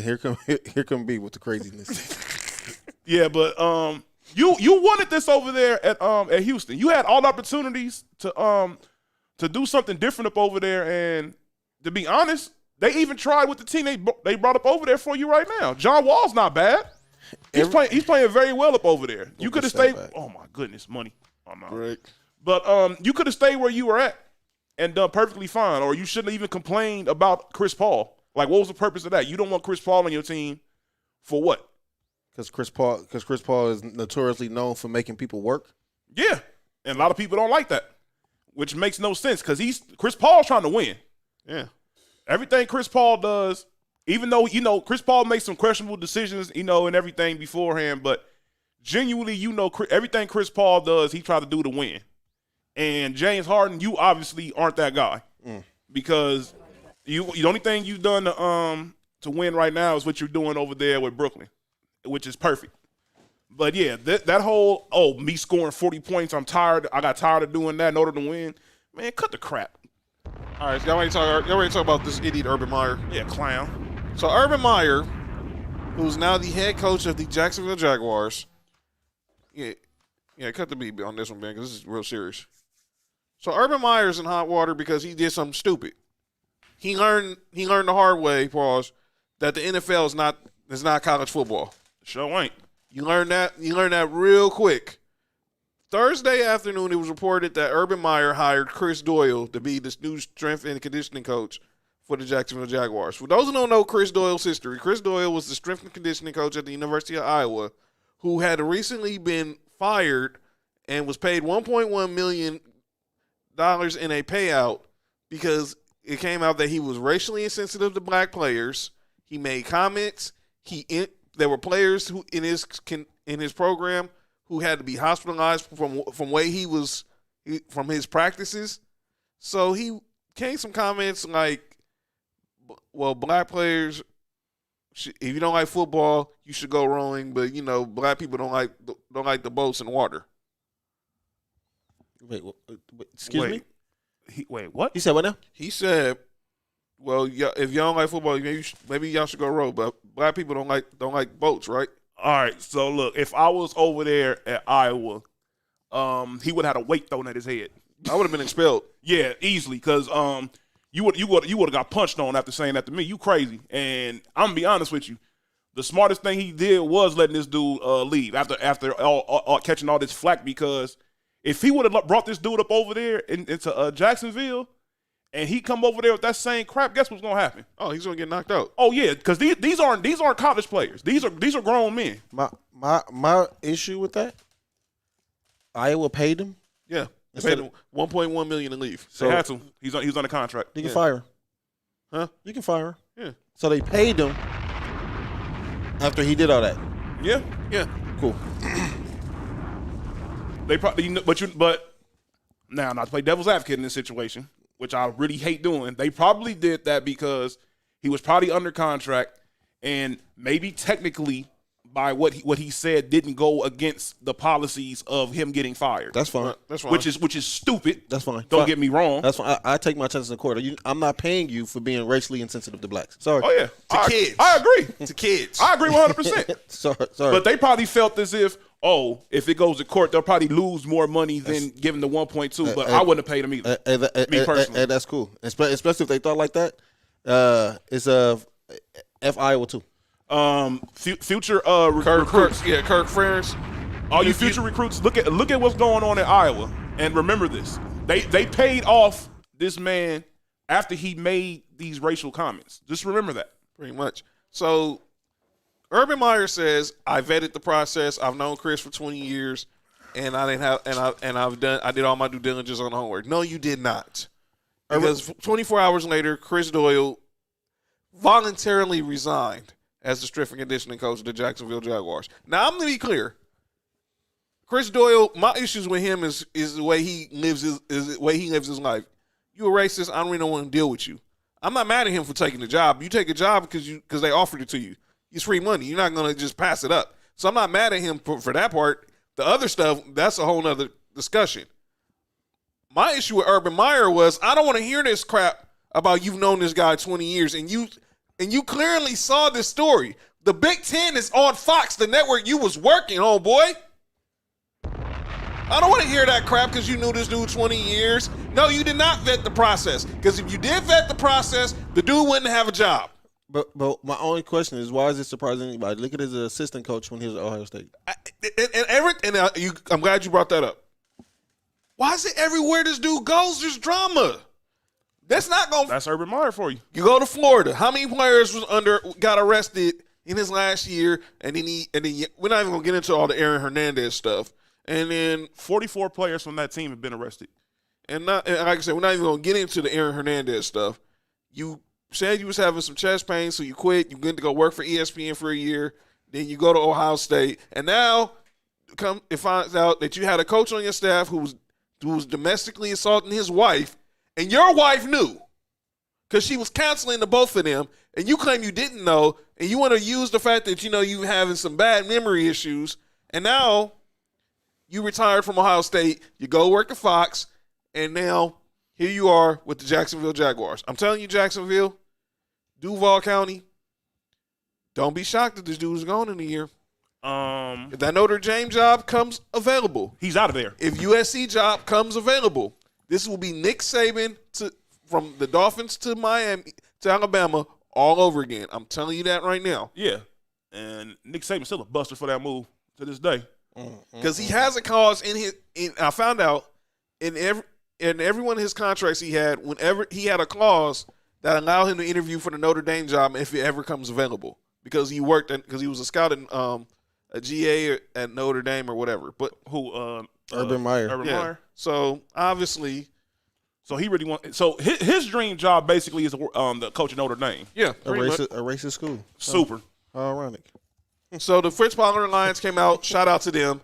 Made the statement. This is an old boy hire. And players, and I'm glad this happened because obviously this shows you where Urban Meyer doesn't get it. We got some breaking news. What happened? Let's go to the news desk. Producer Ben Reddy. What's good, man? Russell Wilson Yes. and Sierra Yes. are interested in being traded to the Cowboys. Whoa. Excuse me? Russell Wilson and Sierra are interested in being traded to the Cowboys. Yo, if Jerry Jones, I heard this story today. If this is true, and I heard it from Pro Football Talk, they said Russell Wilson is interested in going to Cowboys. If this is true, and you don't have to, and remember, you don't have to pay that because he's a free agent right now. They could tag him, franchise tag him, that's even worse. and do a signing trade. I'm gonna forever be able to tag it. Wow. Hey, the franchise tag, that's horrible. Yo, you the all-star. I'm not even gonna say the other tag because I don't even get the, I'm gonna say the other tag, man. Hey, but look, here's my issue with that. Now, what's the reason why he wants to? His issue is with Seattle. Oh, offensive line protection. I'm gonna be honest with you. Now. I'm gonna be honest with you. Mm-hmm. I think he will. I think he's tired of Seattle. He probably is. But look, now if his problem with Seattle is offensive line, right? Right. He thinks him going to Dallas, who probably has either the same or worse offensive line than them, is going to be even better. You can't say you're going over there because they got better weapons. The weapons is pretty much the same. Well, last year they were. Maybe. That's what I'm saying. The weapons are about the think same. about it, yeah, It's about the same. Yeah, about it is right. I mean, Actually- you can say they got a better running back up over there. Actually, Because they're talking about they're not bringing back Chris Carson. Oh, well, that's another reason to leave. But but you also I also think that like whatever quarterback can bring Dallas back to glory, Right. I think it's just gonna help their legacy. Only because Dallas is America's team. It's like Dallas I always say, Cowboys. your legacy is different when there's certain teams like in sports in general, not even just like the NFL. There's certain teams in general in sports like if you're good on that team, it means way more than being good on another team. If you're being the best player on the Lakers is way different than being the best player on the Clippers, and I'm a Clippers fan. And it's like night and day. I think, and just like you said it, because when you was talking about it, I was just thinking about LeBron. Like LeBron's legacy was already set before he came to the Lakers. Ooh, but goodness. that championship and how he's playing, Exactly. I think that just Exactly. Don't get me wrong. It could have helped him going either way because he'd been the first to win up over there with the Clippers or whatever. Right. But it's something about winning. When you win with that purple and gold on, it's just it different. don't match. Yeah. Key word in what B said. Russell Wilson and Sierra. Not Russell Wilson wants to be traded to the Cowboys. Because this actually last year said that Russell Wilson wanted to be traded to the Giants last year. There was a rumor that he wanted to get traded to New York. And they said that was Sierra motivated as well. Let me tell you something. The last athlete that I heard that listened to his wife for as far as the trade destination was Carmelo Anthony, and we see how that worked out. And she's friends with, and obviously she's best friends with Sierra. Shout out to Lala. See what I mean? Just think about it. I don't know. I just don't see. I don't see to be honest with you, it'll be the same exact situation. Maybe Dallas has their receiving core is a little bit better because of CeeDee Lamb and they already had Amari Cooper with Gallup. Right. But to be honest, outside of that, the Dallas defense is worse. Their offensive line is about the same, if not worse. So it's like you basically be in the same situation, except you be having a star on the side of your head. So keep your eyes on that story. Although some people think it's not true, but when there's smoke, there's fire right now. Russell Wilson, there's a lot of smoke around Russell Wilson right now. Yeah. He was the man of the year, but there's a lot of smoke. Yeah, and John Gruden need to go holler some of that smoke because he tripping. Vegas had the Raiders as the favorites if he gets traded. But just keep that in mind. Our black excellence for this week is, speaking of quarterbacks, his name is James Shaq Harris. Shaq? Not Shaquille O'Neal. He played a major role in shattering racial myths, shout out to the Undefeated again, about the ability of black players to thrive at the QB as a QB. He was the first black QB to start a season opener and start and win an NFL playoff game. Despite a stellar career at Grambling, shout out to the HBCUs, we led him to 3 SWAC titles in the late 60s. He was encouraged by pro scouts to switch positions, to be drafted higher.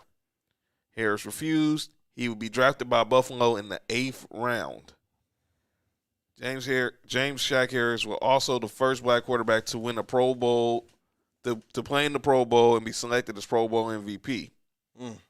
He's had a successful second career as a player personnel official. He helped build the Ravens' 2001 Super Bowl team. He was also the VP of player personnel for the Jacksonville Jaguars and the senior personnel advisor with the Lions. This quote about Shaq Harris from Super Bowl MVP Doug Williams. It's unfortunate that Shaq has not gotten the recognition he so rightly deserves. Because when we talk about pioneers at the quarterback position, I say that James Harris's of the world are the true pioneers. And that's from the first black quarterback to win a Super Bowl in Doug Williams. So our black excellence, salute to one James Shaq Harris. Most definitely. Final segments, we're going to head out for the main event.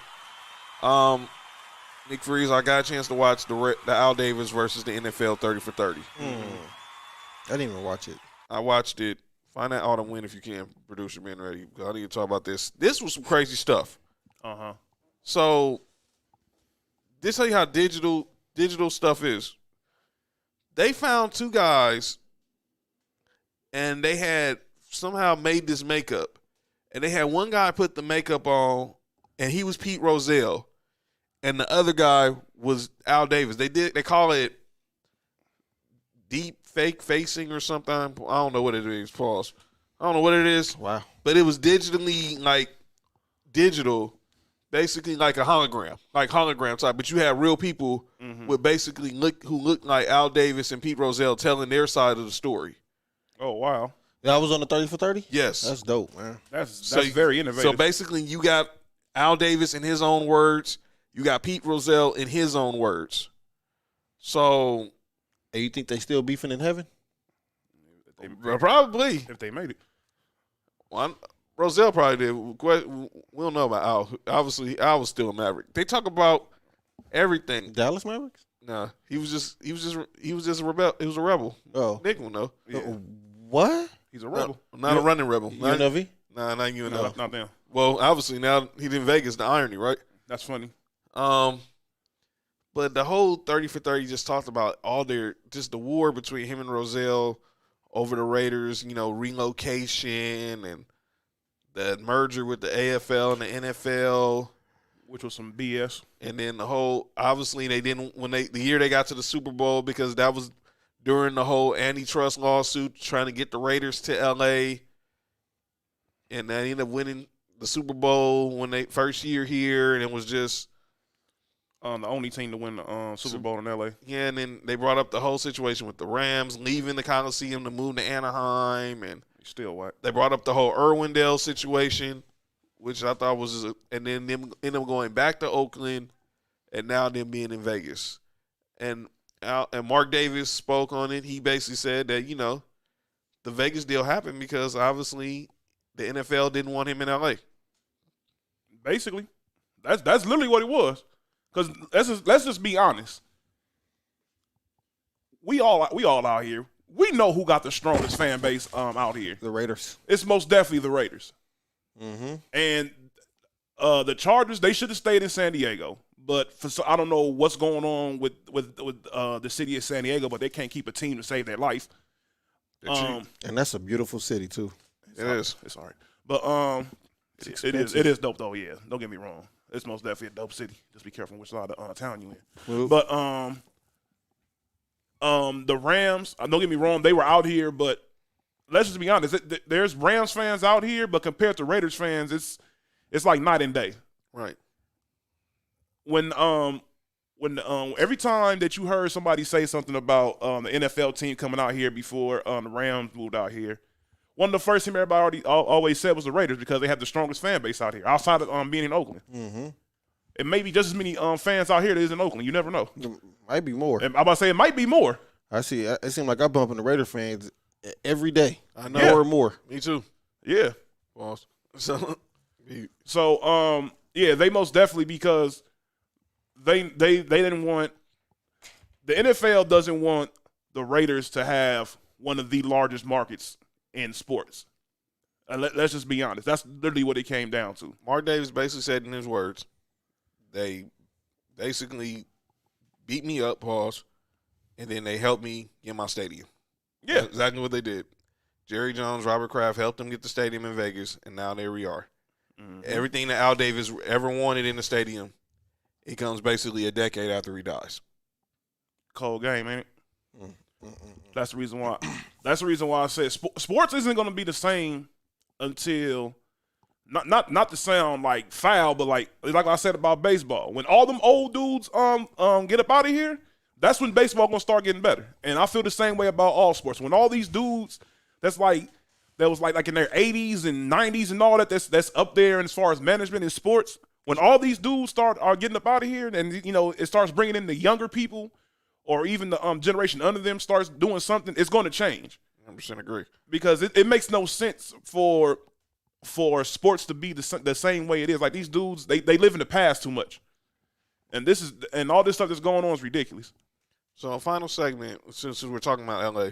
So the great Colin Cowherd, I'm glad Colin's feeling better. He had for real. Solid, had a real health scare, man.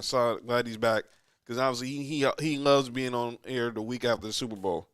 So he had obviously with the news now that Matthew Stafford's coming to LA, Trevor Bauer's coming to LA. He had a list of the top 15 athletes in LA.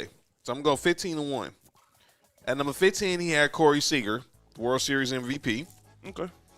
At number 14, he has Paul George. Okay. 13, he already has Matthew Stafford. Okay, so he's talking about like players that actually play in Los Angeles right now, like on yes. the teams. Okay, cool. Number 12, Clayton Kershaw. And number 11, Cody Bellinger. Now, I would flip Kershaw over Bellinger just off legacy, because Kershaw has 3 Cy Youngs and an MVP. I mean, I move Paul George ahead of Matthew Stafford, but that's just me. Well, because he hasn't played a game in LA yet, so that's what I'm saying. Just off that fact alone, there's no reason why he should be top 15. So y'all flipping him? Pause. I'm not doing that. No. That's what John said. John said I will flip. No, I'm not flipping them. I'm saying they should be in different spots on this list. On this countdown. Number 10, B's quarterback, the offensive rookie of the year, Justin Herbert. Number 9, the new Dodger pitcher, Trevor Bauer. Number 8, another Charger, Joey Bosa. Joey Bosa is no joke. I don't know if he's like his brother, but they all racist. Number 7, Jalen Ramsey. Number 6, Anthony Davis. Number 5, Kawhi. Okay. Number 4, Mike Trout. Number 3. Wait. Are these just the best players? Or are he just talking about like best athletes in Los Angeles of all sport, okay. all the LA teams. Okay. Number 4, Mike Trout. Number 3, Mookie Betts. Okay. Number 2, Aaron Donald. Number 1, LeBron James. I probably would have Aaron. I was about to say I'll probably have Aaron Trout 3. Aaron Trout, Mike Trout 3. Over Mookie? Yeah. I think that's a lot of recency bias with Mookie. We all know Mike Trout's the best player in baseball. There you go. He's the best player in the sport. He might be the best player ever to lace up the cleats. And with the Angels, right? Yeah. I'm about to say, hold on now. I was about to pull all these wires out. What? No, with the Angels. He's the best player with the Angels. Barry Bonds' best player all the time. Yeah. Shout out, by the way, the Griffies came out yesterday. Fact. You forgot me? Damn. So that's it for tonight, man. Great show as always. Thank y'all for tuning in. Thank y'all for listening. Thank y'all getting in the comments. Yeah, this is gonna be a funny conversation when we get off here. Oh man. But thank y'all. Make sure you remember, subscribe to the show Sports for You podcast on Spotify, Apple, Spreaker, iHeartRadio, Google Podcasts, Amazon Music, Stitcher Radio, and Verbal. Obviously, you subscribe to Townhouse Media on YouTube. You can like Townhouse Media on Facebook, like Sports for You on Facebook. Follow us on Instagram, Sports for You Podcast, at Townhouse Media now. And obviously, you know where you can find us. You can find each of us on Instagram. You can look in the bio. You can you want to follow us individually. And always, share, hit that like, subscribe, share. next week. We'll talk more NBA. We'll talk All-Star. You guys are wild. This is gonna be a fun conversation once we get off here.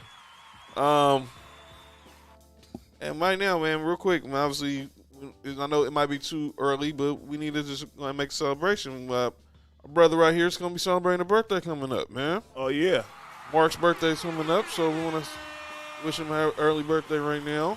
most definitely. Appreciate y'all. So he's gonna celebrate. He's gonna celebrate and do what he does. And obviously, stay safe out there. Remember, hug your loved ones. You don't know when the last time you have with them. Let's continue fighting the pandemic.